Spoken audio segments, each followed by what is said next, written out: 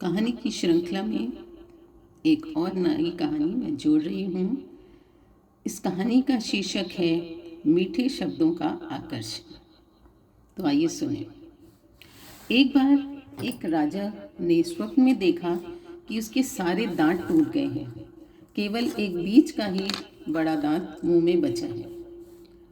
तो सुबह राजा ने दरबार में अपना स्वप्न सुनाया और उस स्वप्न का संकेत जानना चाहा कि इस स्वप्न का क्या अर्थ है जो मेरे को ये आया है। मंत्रियों, दरबारियों सबसे सलाह ली, लेकिन किसी को इसका अर्थ नहीं पता था। तो राजा ने पूरे राज्य में घोषणा करी कि जो भी मेरे स्वप्न का संकेत बताएगा या फलादेश बताएगा, उसको मैं मुंह मांगा इनाम दूंगा। परंतु काफ़ी टाइम बीत गया, कोई भी उसका अर्थ नहीं बता पाया। एक दिन एक विद्वान व्यक्ति जो काशी नगरी से जिसने विद्या प्राप्त की हुई थी, वह दरबार में आया और बोला, महाराजा आप बताइए कि आपका क्या स्वप्न आया था। राजा ने पूरा स्वप्न बताया और उससे पूछा कि बताइए इसका क्या अर्थ है। उस व्यक्ति ने कहा कि राजन, आपका ये स्वप्न तो बहुत ही बेकार है। इसके फलस्वरूप आपके सामने ही आपके सारे परिवार के लोग नहीं रहेंगे और सबसे लास्ट में आपकी डेथ होगी। यह सुनते ही राजा को तो बहुत ही क्रोध आया और उस व्यक्ति को बंदी बनाकर जेल में बंद कर दिया। अब एक दो दिन के बाद फिर एक साधारण सा व्यक्ति आया और पूछा राजा से कि राजा जी, आप बहुत परेशान हैं और मैंने घोषणा सुनी है, तो वो क्या है स्वप्न आपका।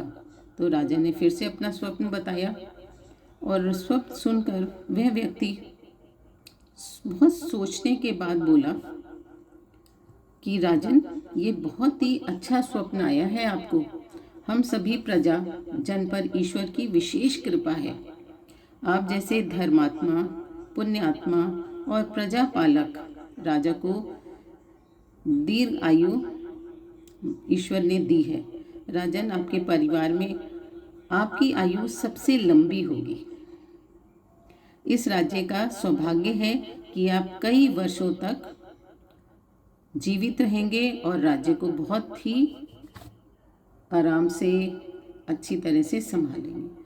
स्वप्न का फलादेश या संकेत सुनकर राजा बहुत ही खुश हुआ और उस व्यक्ति को विशेष सम्मान देकर विदा किया। स्वप्न का फलादेश। अब बताइए आप कि दोनों ही व्यक्तियों ने स्वप्न का एक ही फलादेश बताया, दोनों का मतलब भी एक ही था। फिर भी एक व्यक्ति को राजा ने बंदी बना दिया और दूसरे को विशेष सम्मान दिया। ऐसा क्यों? क्योंकि एक व्यक्ति ने महान विद्वान होते हुए भी अपने उत्तर और बोलने में उचित शब्दों का प्रयोग नहीं किया था, जबकि दूसरा साधारण व्यक्ति ने बहुत ही साधारण शब्दों में अपने उत्तर में और बातचीत में उचित और सही शब्दों का प्रयोग किया था। अर्थात इस कहानी का, छोटी सी कहानी का मॉरल यही है कि हमारी रोज़ की बोलचाल, बातचीत और व्यवहार में शब्दों का ही विशेष महत्व है। मीठे शब्द और अच्छा व्यवहार ही इंसान को बादशाह बना देता है।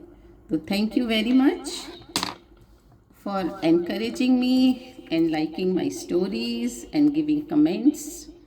मीनाक्षी माथुर अब आपसे एक फिर अच्छी सी कहानी लेकर हाजिर होंगी। बहुत बहुत धन्यवाद।